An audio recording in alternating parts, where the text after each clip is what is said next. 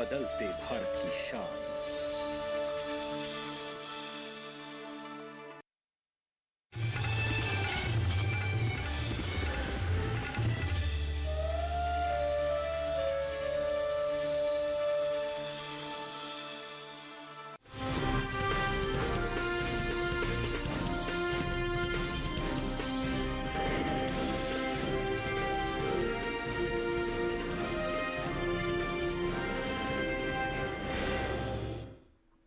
नमस्कार, आप देख रहे हैं दूरदर्शन किसान मंडी खबर में आपका स्वागत है। मैं हूं अंजू सिंह।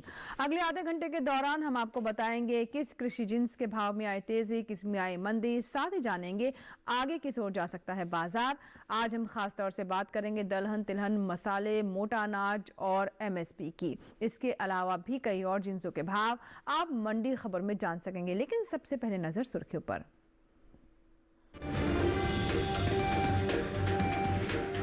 केंद्र सरकार ने बढ़ाई रबी फसलों की एमएसपी। रबी सरसों की एमएसपी 5,650 रुपए प्रति क्विंटल पर तय।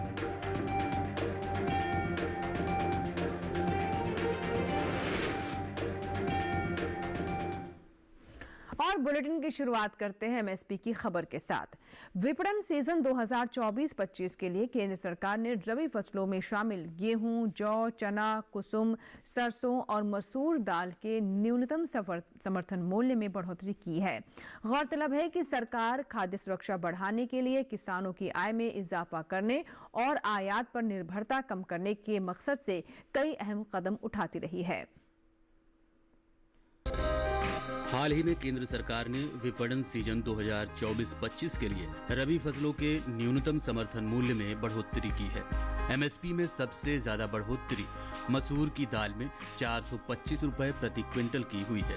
इसके अलावा सरसों का एमएसपी 200 रुपए प्रति क्विंटल बढ़ाया गया है। गेहूं और कुसुम के न्यूनतम समर्थन मूल्य में 150 रुपए प्रति क्विंटल की बढ़ोतरी हुई है। वहीं बात जौ और चने की करें तो जौ की एमएसपी में 115 रुपए प्रति क्विंटल और चने की एमएसपी में 105 रुपए प्रति क्विंटल बढ़ाई गई है। गेहूं, जौ, चना, सरसों और मसूर दाल की एमएसपी पर नजर डालें तो रबी गेहूं की एमएसपी साल 2023-24 में 2,125 रुपए प्रति क्विंटल थी, जिसे बढ़ाकर 2,275 रुपए प्रति क्विंटल कर दिया गया। रबी जौ की एमएसपी बीते साल 1,735 रुपए प्रति क्विंटल थी, जिसे 115 रुपए बढ़ाकर 1,850 रुपए प्रति क्विंटल कर दिया गया है। चने की बात करें तो साल 2023-24 में रबी चने की एमएसपी 5,335 रुपए प्रति क्विंटल थी, जिसमें 105 रुपए की बढ़ोतरी की गई है और अब इसकी एमएसपी 5,440 रुपए प्रति क्विंटल हो गई है। मसूर की दाल की एमएसपी में 425 रुपए की बढ़ोतरी हुई है और अब इसका न्यूनतम समर्थन मूल्य 6,000 रुपए बढ़कर 6,425 रुपए प्रति क्विंटल हो गया है। सरसों की एमएसपी पर नजर डालें तो इसकी एमएसपी साल 2023-24 में 5,450 रुपए प्रति क्विंटल थी, जिसे साल 2024-25 के लिए 200 रुपए बढ़ाकर 5,650 रुपए तय किया गया है। गौरतलब है कि सरकार खाद्य सुरक्षा बढ़ाने, किसानों की आय में इजाफा करने और आयात पर निर्भरता कम करने के लिए तिलहन, दलहन और मोटे अनाजों की उपज बढ़ाने के मकसद से फसल विविधीकरण को बढ़ावा दे रही है। तो भी आपने ये पूरी रिपोर्ट देखी जिसमें हमने आपको बताया कि कौन कौन सी फसलें हैं जिनमें एमएसपी बढ़ाया गया है, जिसकी अगर हम बात करें तो हमने देखा गेहूं है, जौ है, इसके अलावा सरसों में भी हमने अच्छा इजाफा देखा है। यानी कुल मिलाकर हम कह सकते हैं कि सरकार किसानों की आय में वृद्धि करने के लिए महत्वपूर्ण कदम उठा रही है और साथ ही साथ एमएसपी बढ़ाने का मकसद ये भी है कि दलहन और तिलहन के क्षेत्र में भी हमारे किसान ज़्यादा अपना रुझान दिखाएं और इसकी फसल को अपनाकर फसल विविधीकरण की ओर रुख करें, जिससे हम और बेहतर तरीके से विश्व स्तर पर अपनी पहचान बना पाएंगे। फिलहाल बढ़ते हैं आगे और अब रुक करते हैं बाकी की सुर्खियों की तरफ।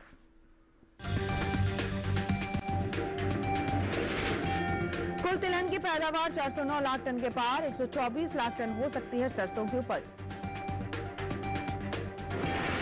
और मूंग की उपज 14 लाख मीट्रिक अनुमानित। कुल दलहन की पैदावार 275 लाख टन के पार।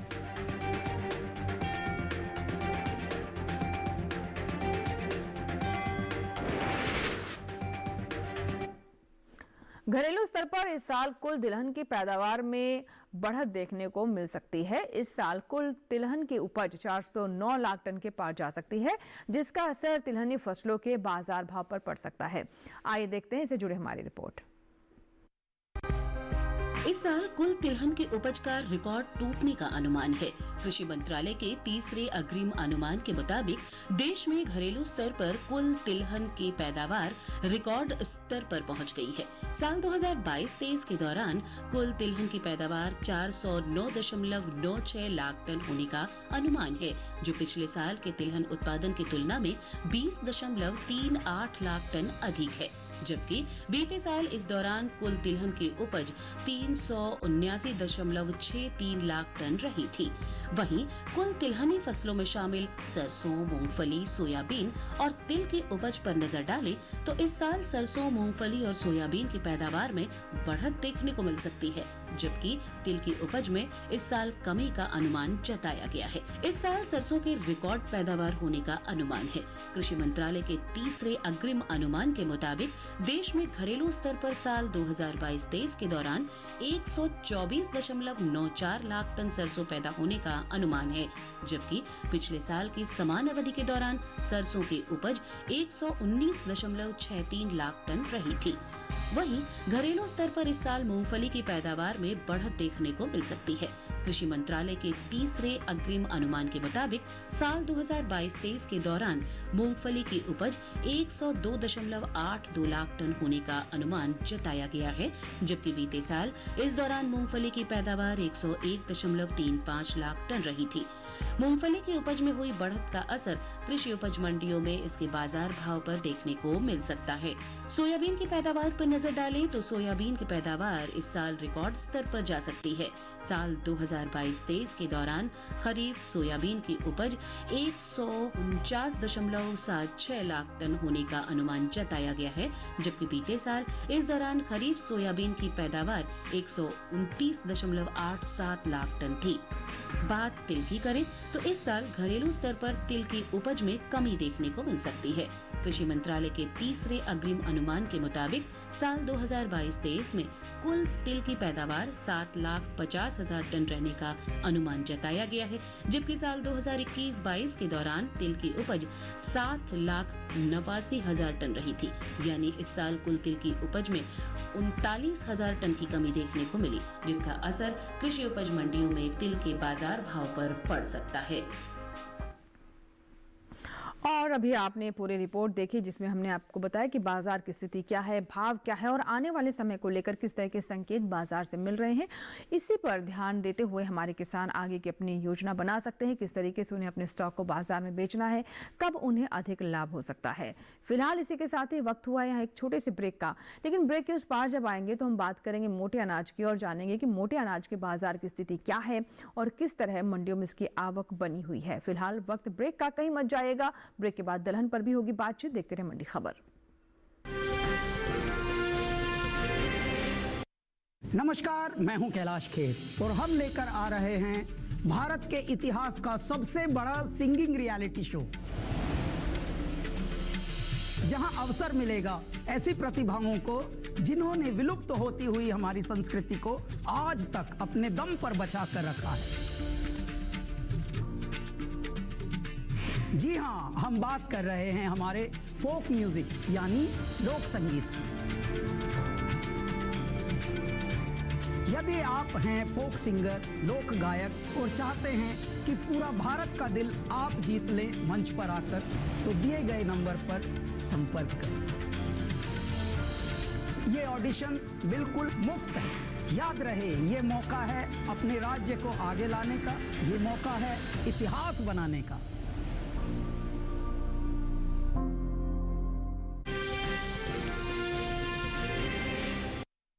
ब्रेक के बाद एक बार फिर आपका स्वागत है। आप देख रहे हैं दूरदर्शन किसान और मंडी खबर में अब आगे बढ़ेंगे और इस हिस्से में बात होगी दलहन की, लेकिन पहले बात करते हैं मोटे अनाज की। इस साल देश में मोटे अनाज की पैदावार में इजाफा देखने को मिल सकता है। घरेलू स्तर पर इस साल मोटे अनाज की उपज 351 लाख मीट्रिक टन के पार जा सकती है, जो बीते साल से ज्यादा है। वहीं इसका असर कृषि उपज मंडियों में मोटे अनाज में शामिल जौ, बाजरा, ज्वार और रागी के बाजार भाव पर भी पड़ सकता है। देश में पैदा की जाने वाली मुख्य मिलेट फसलों यानी मोटे अनाज में ज्वार, बाजरा और रागी आते हैं। छोटे मिलेट फसलों में कोदो, कुटकी और सवा जैसी फसलों की खेती की जाती है।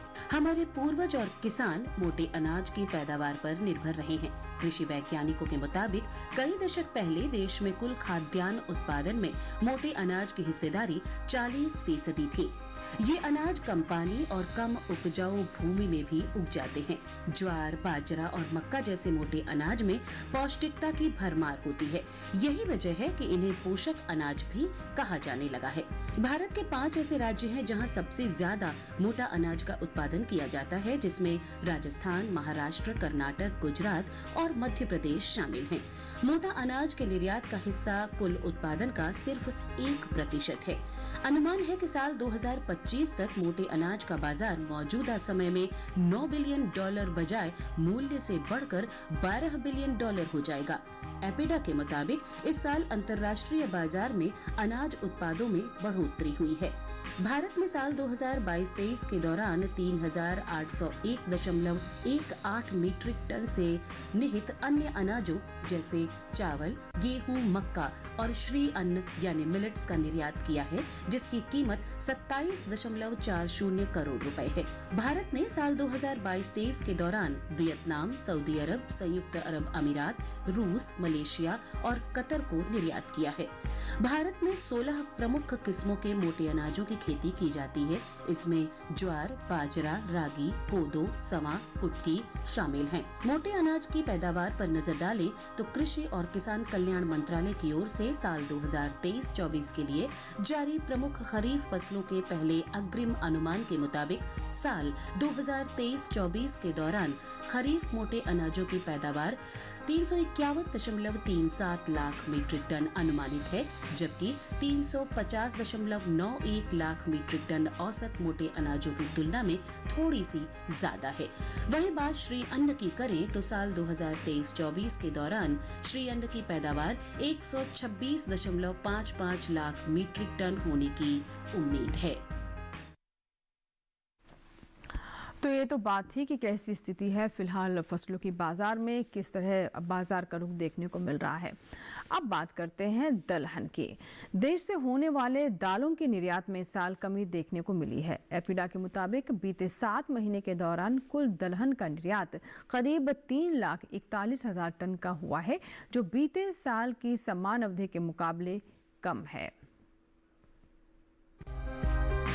भारत दुनिया में दालों का सबसे बड़ा उत्पादक और उपभोक्ता देश है। बीते 3 सालों की पैदावार पर नजर डालें तो घरेलू स्तर पर देश में दलहन की पैदावार में बढ़ोतरी हुई है। बात दलहन की पैदावार की करें तो घरेलू स्तर पर इस साल कुल दलहन की पैदावार अच्छी होने का अनुमान जताया गया है। कृषि मंत्रालय के तीसरे अग्रिम अनुमान के मुताबिक देश में साल 2022-23 के दौरान कुल दलहन की पैदावार 275.04 लाख टन होने की उम्मीद है, जो पिछले साल के 273.02 लाख टन की पैदावार की तुलना में 2.02 लाख टन अधिक है।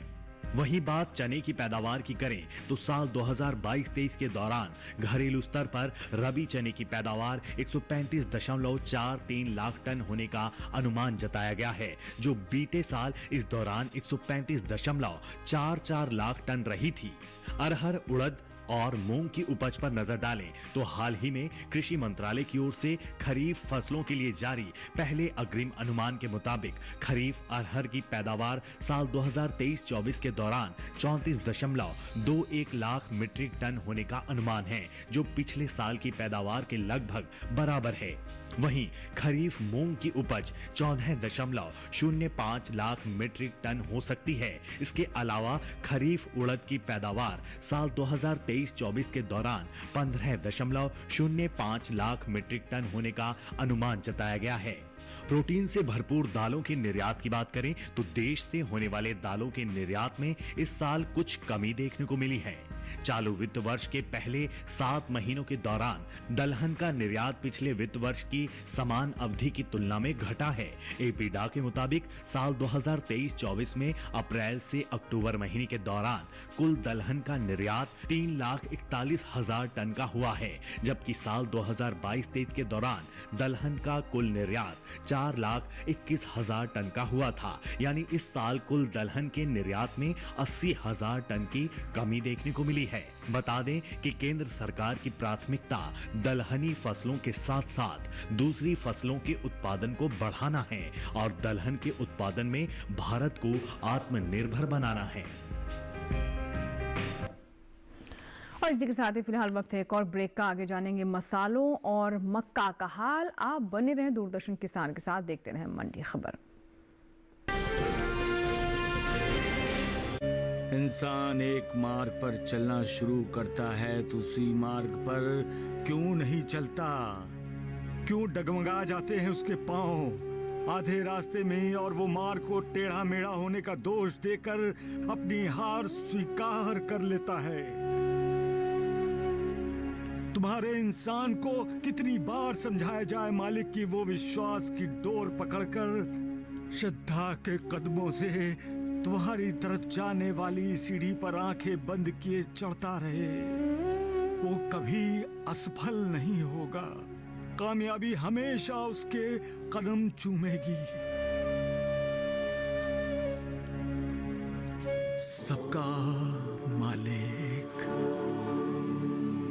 एक।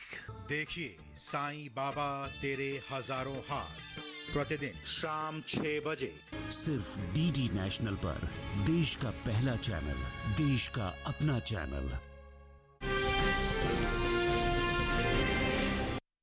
और ब्रेक के बाद एक बार फिर आपका स्वागत है और बात करते हैं मसालों की। देश से होने वाले कुल मसालों की निर्यात में कमी देखने को मिली है। साल 2022-23 के दौरान कुल मसालों का निर्यात 14 लाख टन का हो पाया है। वहीं बात जीरा, हल्दी, धनिया और काली मिर्च की करें तो धनिया और जीरे का निर्यात भी बढ़ा है, जबकि हल्दी और काली मिर्च के निर्यात में कमी आई है। दुनिया भर में भारत को मसालों के उत्पादक और निर्यातक के रूप में जाना जाता है। यही वजह है कि भारतीय मसालों की खुशबू पूरी दुनिया में फैली हुई है। देश से होने वाले कुल मसालों के निर्यात की बात करें तो भारतीय मसाला बोर्ड के अनुसार साल 2022-23 के दौरान देश में कुल मसालों का निर्यात 14,04,357 टन का हुआ है। वहीं बात काली मिर्च की करें तो इस साल देश में होने वाले काले मिर्च के निर्यात में कमी देखने को मिली है। भारतीय मसाला बोर्ड के मुताबिक साल 2022-23 के दौरान कुल काली मिर्च का निर्यात 17,958 टन का हुआ है, जबकि बीते साल की समान अवधि के दौरान काली मिर्च का निर्यात 21,863 टन का हुआ था। धनिया के निर्यात की बात करें तो देश से होने वाले धनिये के निर्यात में इस साल बढ़त देखने को मिली है। साल 2022-23 के दौरान धनिये का निर्यात 10% बढ़ा है। भारतीय मसाला बोर्ड के मुताबिक वित्त वर्ष 2022-23 के दौरान धनिये का निर्यात 54,481 टन के पार पहुंच गया है, जबकि बीते साल इस दौरान धनिये का निर्यात 48,656 टन का हुआ था। यानी बीते साल के मुकाबले इस साल धनिये का निर्यात 5,825 टन बढ़ा है। बात हल्दी की पैदावार की करें तो इस साल हल्दी की पैदावार में कमी का अनुमान जताया गया है। मसाला बोर्ड के हाल ही में जारी ताजा आंकड़ों के मुताबिक साल 2022-23 के दौरान हल्दी की पैदावार 11,61,025 टन होने का अनुमान है, जबकि बीते साल की समान अवधि के दौरान हल्दी की उपज 12,21,717 टन हुई थी। यानी इस साल घरेलू स्तर पर हल्दी की उपज में करीब 60,000 टन की कमी देखने को मिल सकती है, जिसका असर हल्दी के बाजार भाव पर पड़ सकता है। वही बात जीरे की पैदावार की करें तो घरेलू स्तर पर इस साल जीरे की पैदावार में बढ़त देखने को मिल सकती है। भारतीय मसाला बोर्ड के मुताबिक साल 2022-23 के दौरान जीरे की उपज में बढ़ोतरी होने के अनुमान बताया जाता है, जिसका असर जीरे के बाजार भाव पर पड़ सकता है। साल 2022-23 के दौरान देश भर में जीरे की पैदावार 6,27,031 टन होने का अनुमान है, जबकि बीते साल की समान अवधि के दौरान जीरे की उपज 5,55,779 टन रही थी। यानी इस साल जीरे की पैदावार में बीते साल के मुकाबले 71,242 टन की बढ़ोतरी हो सकती है।